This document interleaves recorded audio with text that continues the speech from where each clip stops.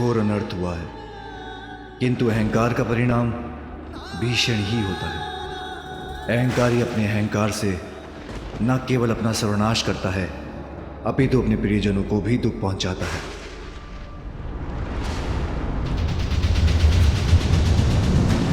अनर्थ, घोर अनर्थ हुआ है ये।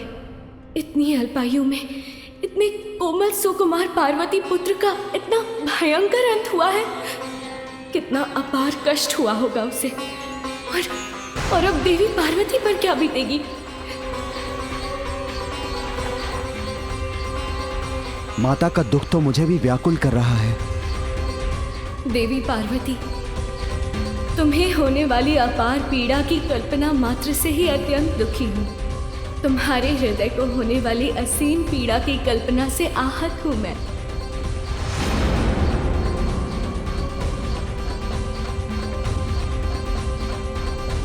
आज देवताओं ने घोर अपराध किया है। अपने दम के कारण एक अबोध बालक से संघर्ष कर उसे इस अवस्था में पहुंचा दिया। अपने इस कृत्य के लिए देवताओं को दंड अवश्य मिलेगा। ये क्या अनर्थ कर दिया आपने। आप तो देवराज हैं, आपको तो स्थिति संभालनी चाहिए थी, किंतु आपने तो अग्नि में खिंच डालने का ही कार्य किया, जिसका परिणाम इतना भयंकर हुआ।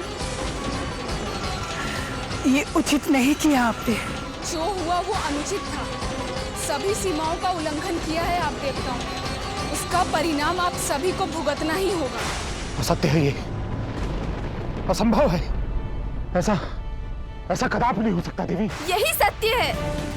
आपकी कुदृष्टि कुछ भी कर सकती है, और ये भी आप ही की कुदृष्टि के कारण हुआ है, किंतु परिणाम आपको ही नहीं सभी देवताओं को भुगतना होगा।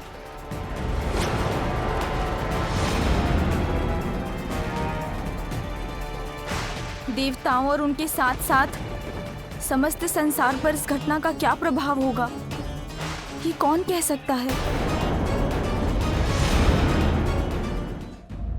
इन दियों का स्वतः ही बुझ जाना किसी बड़े अशुभ का संकेत क्यों प्रतीत हो रहा है मुझे। वायु के तेज झोंके से बुझ गए ये सारे दीपक पार्वती।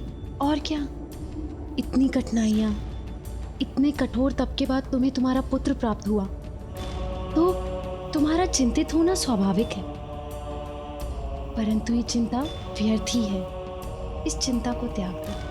हाँ, और अभी कुछ ही समय पूर्व तो तुमने उसे द्वार रक्षा के लिए बाहर नियुक्त किया था, और यहाँ कैलाश में उसका क्या अहित हो सकता है भला। फिर तुम्हारे द्वारा दिया गया दिव्य दंड तो उसकी रक्षा कर ही रहा है ना, इसलिए अपनी चिंता त्याग दो। और इन सारे बुझे हुए दियों को हम पुनः ही प्रज्वलित कर लेंगी, है ना। और इसी बीच तुम स्वयं अपने पुत्र को देखाओ, तब तुम्हारी चिंता स्वतः दूर हो जाएगी। उचित है। चलो विजय।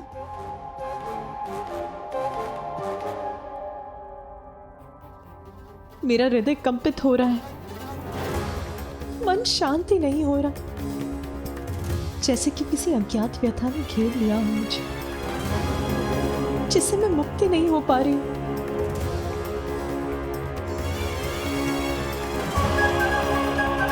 जया विजया उचित कह रही हैं। मुझे स्वयं जाकर अपने पुत्र को देख लेना चाहिए, तभी आश्वस्त हो सकूंगी मैं।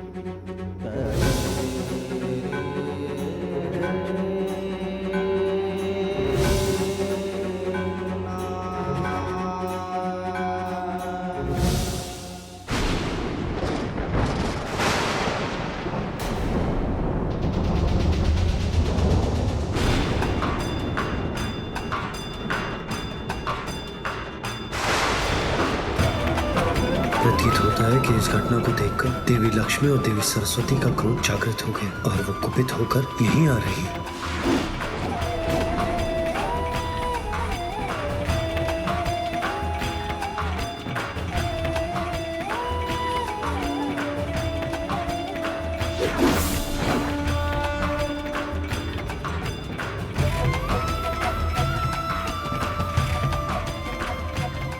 सभी देवियां यहाँ आ गई और सबके मुख पर इतना अपार क्रोध झलक रहा है।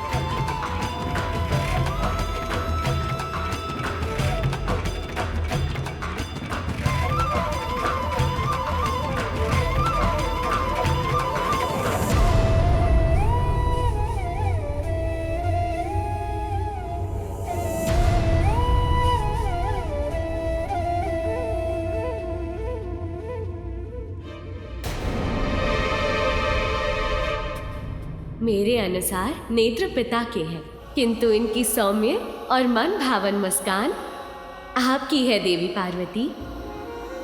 कितनी मनमोहक मुस्कान है, जैसे चारों दिशाओं को प्रकाशित कर रही हो।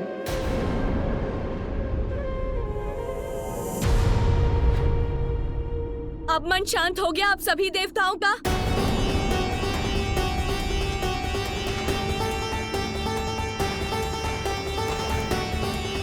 आप लोगों को ज्ञात भी है कि क्या कर बैठे हैं आप?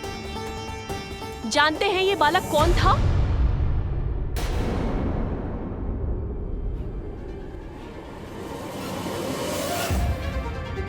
ये देवी पार्वती का पुत्र था।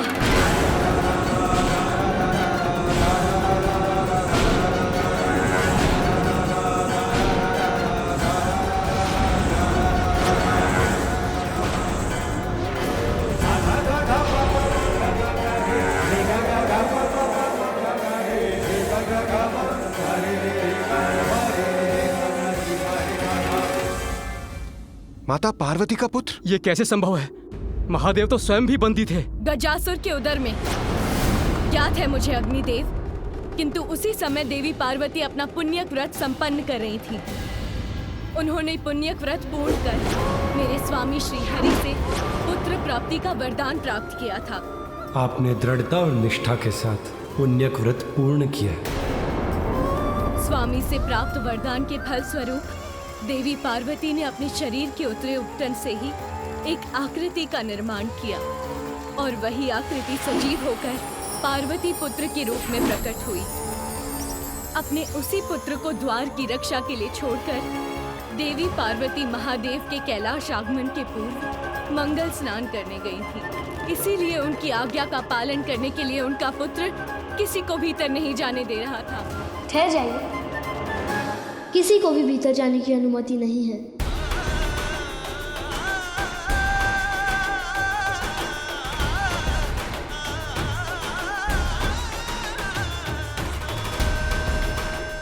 किंतु आप सभी ने देवता होते हुए भी इतनी सी बात को इतना बड़ा बना दिया कि उस बालक को अपने प्राणों से ही वंचित होना पड़ गया।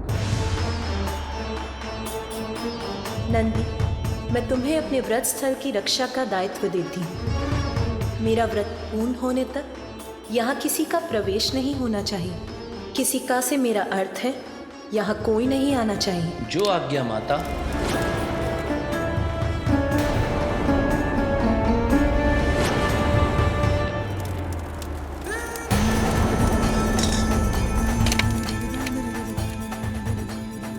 देवी पार्वती के पुत्र का अंत हुआ।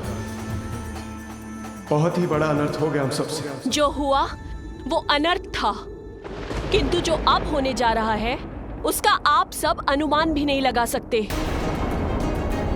आप सबके द्वारा उसे उत्तेजित कर उसकी उद्दंडता को बढ़ावा देना देवी पार्वती के प्रिय पुत्र के वध का कारण बना। आप सभी देवता इसके दोषी हैं और शीघ्र ही देवी पार्वती यहाँ अवश्य पहुंचेंगी।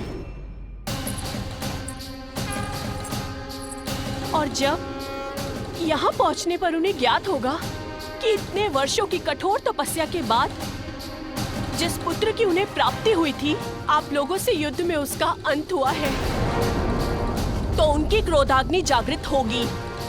तब उसके भीषण परिणाम का सामना आप सभी कैसे कर पाएंगे? बोलिए देवराज। आदि शक्ति का क्रोध अर्थात सृष्टि का विनाश। देवी पार्वती के क्रोधाग्नि को शांत करने की क्षमता है किसी में? उनके क्रोध से किसी का भी बचाव संभव नहीं।